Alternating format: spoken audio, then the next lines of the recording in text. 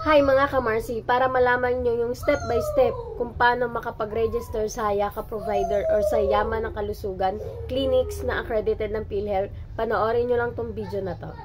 Mula nga dito sa eGov PH app, pindutin nyo lang tong PhilHealth para makapunta kayo dito sa PhilHealth Member Portal. Once na nandito na kayo sa PhilHealth Member Portal, click nyo lang ang continue to my account and makakapunta na kayo sa profile ng inyong PhilHealth.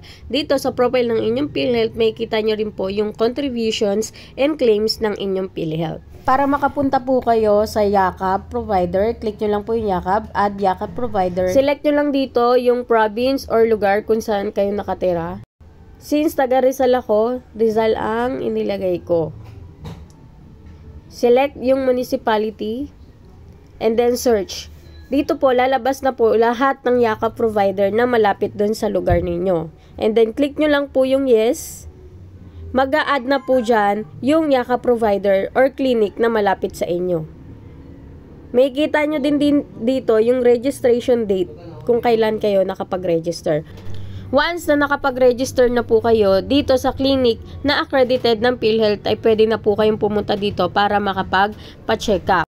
Take note lang po, kung saan po kayo nakapag-register na, ay doon na rin po kayo magpapa-check up palagi. Kung may natutunan ka sa video na to, paki-like mo na, follow, and share. Bye!